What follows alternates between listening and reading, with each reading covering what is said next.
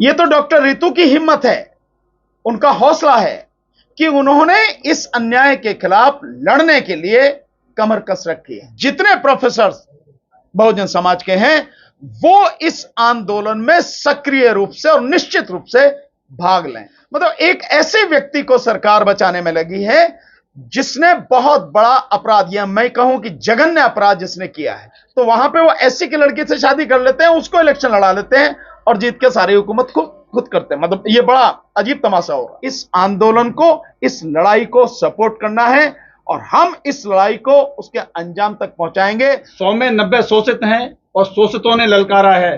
धन, धरती और राजपाट में 90 भाग हमारा है। इसी बात के ऊपर बिहार में दरोगा ने थाने में बुला करके बाबू जगदेव प्रसाद के माथे में गोली मारी थी। 28 अगस्त को दिल्ली यूनिवर्सिटी के इस होने वाले आंदोलन के अंदर आप अपनी भूमिका दें। इस देश के जो लोग हैं वो सभी लोग जो इंसाफ पसंद हैं, न्याय में विश्वास रखते हैं, न्याय करना और अपने लिए लेने की हिम्मत रखते हैं, वो किसी भी समाज के लोग हों और विशेषकर बहुजन समाज के लोगों से जिनके ऊपर लगातार अत्याचार हो रहा है, अन्याय हो रहा है, उन सबसे मैं निवेदन करना चाहता हूं, चाहे वो सरकारी कर्मचारी हो, अधिकारी हो, कोई भी हो, चाहे प्राइवेट काम करने वाले लोग हो, स्टूडेंट्स हो, कहीं भी रहने वाले कोई भी लोग हो, सामाजिक कार्यकर्ता हो, राजनीतिक सोच रखने वाले लोग हो, उन सबसे मैं निवेदन करना चाहता हूं, इस आंदोलन में जो 28 तारीख से दिल्ली यूनिवर्सिटी में शुरू हो रहा है दोपहर 12 बजे से, क्योंकि यह बात जैसे महमूद भाई ने कही है केवल डॉक्टर रितु की नहीं है,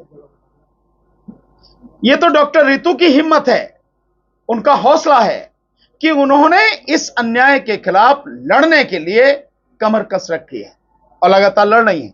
हम देखते हैं कि लोग लड़ने से भाग जाते हैं, मैदान छोड़कर ही भाग जाते हैं।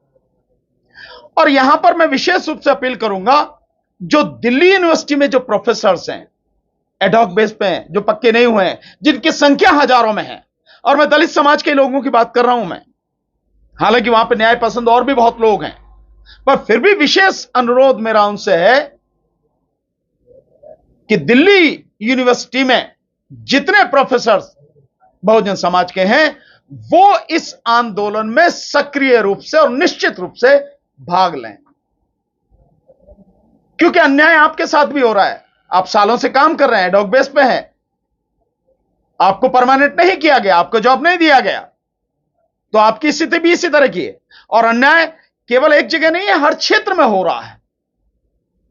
तो सड़क पर तो हमें आना पड़ेगा, लड़ना तो हमें पड़ेगा, अन्यथा जो हालात बनते जा रहे हैं, जो सरकारें ये कर रही हैं, मतलब एक ऐसे व्यक्ति को सरकार बचाने में लगी है जिसने बहुत बड़ा अपराध, या मैं कहूं कि जघन्य अपराध जिसने किया है।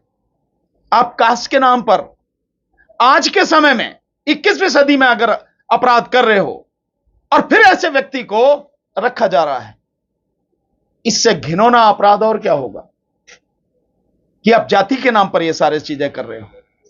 सो ऐसे व्यक्ति को तत्काल प्रभाव से बर्खास्त करना चाहिए था, नहीं किया, बल्कि उसको बचाया जा रहा और हर जगह बचाया जा रहा।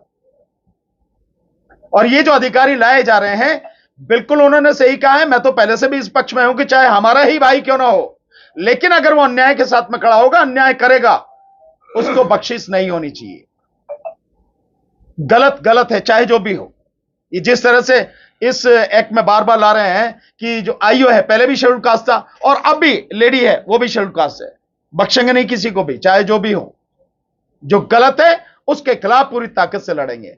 पर मेरा निवेदन समाज के लोगों से, सभी लोगों से है, इस लड़ाई को अंजाम तक पहुंचाने के लिए कम से कम इस एक लड़ाई को हम ईमानदारी से लड़ रहे हैं। तो मैं जानता हूं, मुझे पक्का विश्वास है कि यूनिवर्सिटीज में, एजुकेशन जो इंस्टीट्यूशंस हैं, उनमें कम से कम यह अन्याय नहीं होगा।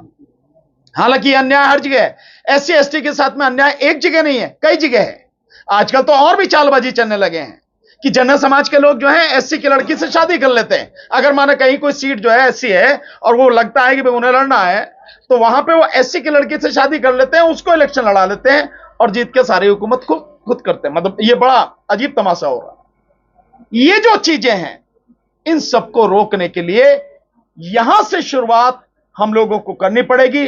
और डॉक्टर रितु के इस मामले को लेकर यह हमारे लिए गर्व की बात है कि डॉक्टर रितु हमारे समाज से हैं और इस लड़ाई को पूरी मजबूती के साथ, बिना किसी डर के, बिना किसी झिझक के सीना तान कर लड़ रही हैं। हम सबको उनका साथ देना और साथ ईमानदारी से देना है।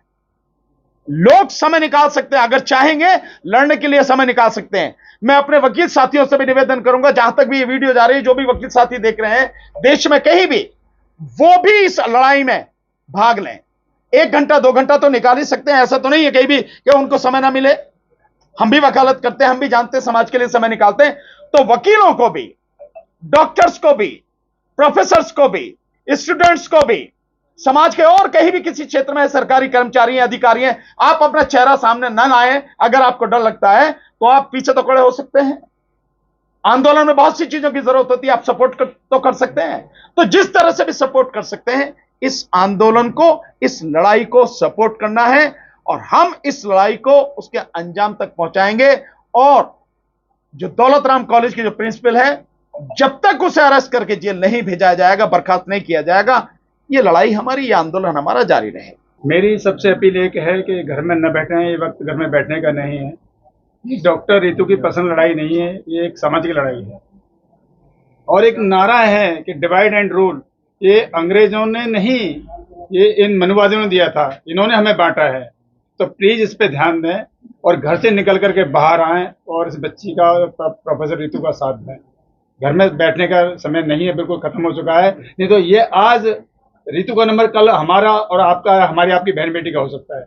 बच्चों का भविष्य बचाना है तो आप घर से बाहर निकलिए और डॉक्टर रितु का साथ दीजिए। एक छोटा सा उदाहरण दूंगा आपको, बाबू जगदेव प्रसाद लेनिन का। बाबू जगदेव प्रसाद लेनिन ने यह कहा था कि 100 में 90 शोषित हैं और शोषितों ने ललकारा है, धन धरती और राजपाट में 90 भाग हमारा है। इसी बात के ऊपर बिहार में दरोगा ने थाने में बुला करके बाबू जगदेव प्रसाद के माथे में गोली मारी थी। क्यों? उसने मैसेज दिया था कि हम तुम्हें दिमाग से नहीं सोचने देंगे। तो प्लीज आप पढ़ें, समझें और घर से बाहर निकल कर डॉक्टर रितु का साथ दें। मैं इतना ही कहूंगा। सभी के लिए मेरा क्रांतिकारी जय भीम, नमो बुद्धाय। देखिए, ये आंदोलन डॉक्टर रितु के नाम से शुरू हो रहा है, लेकिन इस आंदोलन को मजबूती देना और इस आंदोलन को सफल बनाना उन तमाम अंबेडकरवादी संगठनों का और नेताओं का उत्तरदायित्व है, जो आज अपने संगठनों में बहुत बड़े बड़े भाषण देते हैं। ये एक मैसेज पूरे देश में जाना चाहिए। आज तक का रिपोर्ट यह है कि SC/ST एक्ट के अंदर जितने केस पूरे देश में रजिस्टर्ड हुए हैं, उनमें से 95% केस या तो बंद हो जाते हैं या लोग कंप्रोमाइज कर लेते हैं, लंबे समय तक लड़ नहीं पाते। इसलिए उस एक्ट की धार कमजोर होती जा रही है और इस केस के माध्यम से पूरे देश के अंदर उन लोगों को जो विक्टिमाइज होते हैं और जो आत्महत्या करने के लिए मजबूर होते हैं, उनको ये एक मैसेज देना है कि मरना नहीं, लड़ना सीखो। आज मरने का समय नहीं है। अगर हम सब लोग मिल करके लड़ेंगे तो लड़ करके हम एक मैसेज देने में कामयाब होंगे कि आज जो है हमें अपने अधिकारों की प्राप्ति के लिए लड़ने के लिए बाहर आना है। तो ये आंदोलन पूरे देश में एक मैसेज देने का आंदोलन है। ये आंदोलन SC/ST एक्ट का एक मॉडल बनाने का समय है। और मैं आपको यह भी बताना चाहता हूं कि इस केस के अंदर अगर महमूद प्राचा जी जैसे एडवोकेट और भानु प्रताप सिंह और अन्य लीगल टीम जैसे लोग अगर ना होते तो शायद ये केस डॉक्टर रितु के रूप में यहां तक, इस बुलंदियों तक न आता। अगर ये केस बीच में छूट गया तो फिर जैसे पहले मैंने आपको बताया कि SC/ST एक्ट में जो है कितने % मुकदमे खारिज हो जाते हैं, फिर ये भी उसी लाइन पे चला जाएगा। और लोग इसलिए आगे नहीं आ पाते क्योंकि उनको एक सुलझी हुई लीगल टीम नहीं मिलती है। इसलिए देश के सामने एक मॉडल देने के लिए कि अगर लीगल एक्सपर्ट की टीम हमारे साथ हो और लड़ने वाला मजबूती के साथ, अपने जज्बे के साथ लड़ना चाहे, तो इस एक्ट के तहत उन जुल्मी लोगों को जेल की सलाखों के पीछे पहुंचाया जा सकता है जो परवाह किए बगैर जातीय आधार पर शोषण करते हैं, दमन करते हैं और जातीय आधार पर जो है लोगों को विक्टिमाइज करते हैं। इसलिए मेरा तमाम अंबेडकरवादी समाज सेवी संगठनों के मुखियाओं से, प्रतिनिधियों से यह आग्रह है कि 28 अगस्त को दिल्ली यूनिवर्सिटी के इस होने वाले आंदोलन के अंदर आप अपनी भूमिका दें। आप अपने सक्रिय पदाधिकारियों के साथ वहां पर पहुंचे, आपकी फिजिकल प्रेजेंस वहां पर बहुत जरूरी है और इसको उस एक्ट का नमूना बनाएं जो 2 अप्रैल 2018 को भारत बंद के दौरान हमारे 15 बच्चों ने शहीद हुए, उनको गोलियां लगी।